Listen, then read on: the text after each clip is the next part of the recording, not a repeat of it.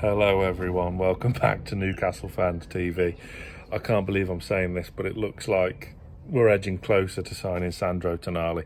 I didn't think this would happen. Look, if you believe the reports in Italy, I'm trying not to get carried away because until he's at St James's Park with that scarf above his head and shaking hands with Eddie Howe, I try not to believe it.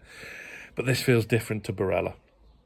Whereas that went quiet pretty quick, this one seems to be gathering pace. There's now talks of his agents over in London with Newcastle United officials thrashing out the contract side of things.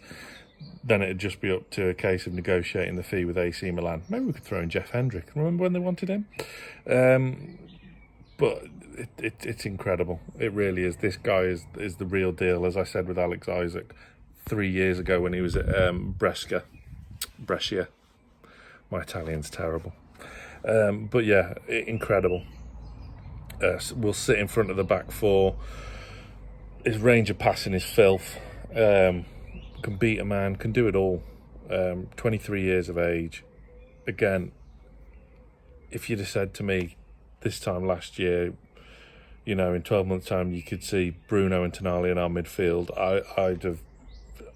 I'd have bowed down to the missus' pressure and gone and get me a vasectomy reversed to see him and Bruno in midfield together in black and white. Oh my days. But it looks like it's gathering momentum. Incredible, what can you say?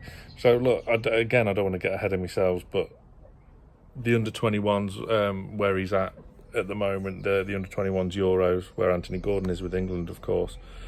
He's captain of the Italian side. He's already been capped multiple times for the senior team, but as we know, you can have so many players between the age of 21 and 23. So they've picked him to be one of the more experienced players in the tournament and has got the captain's armband. It just goes to show what we're trying to build. And our midfield next season, we needed reinforcements, we needed numbers in there, quality, competition for places, to spearhead a Premier League charge again, to try and maintain where we've the standards we've set over the past season and a half. Combining that with a cup run and a Champions League campaign, we're going to need some quality players, and my word, this guy is it. So fingers crossed it all goes smoothly. I don't think we're anywhere near any announcements because, as I say, he's at the under-21 Euros, so there's not going to be any chance of him on the hallowed turf shaking hands with Eddie Howe in the next 48 hours or whatever. But progress, it would seem, is being made, if you believe the rumblings, mainly coming from Italy and picked up by The Athletic last night, of course, and Sky are running the story as well. I'm going to be unbearable for a good while. My two main dream signings are going to come true. Isaac and Tonali possibly playing with the likes of Bruno, Botman. My word. It's going to be another very special season if that's the standards if that's the marker we're laying down. But it's exciting times ahead. This is just the start of the transfer window. It's going to get... Well, it's already pretty irritating anyway. We seem to be linked with someone new every day. It all seems to have gone quite a bit, as Lee was saying about Brescia yesterday.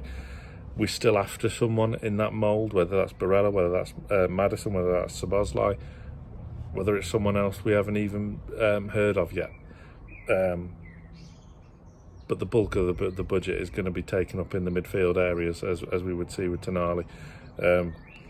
Again, reports saying they've rejected the first bid, but of course they're going to do that. Who accepts? It's like buying a house. Who accepts the first offer? Absolute thick if you do that. But there's talks, there's negotiations, so there's progress. So hopefully we can make a breakthrough in the transfer window soon, and this one is a biggie. Stay tuned to Newcastle Fans TV. Smash the like button.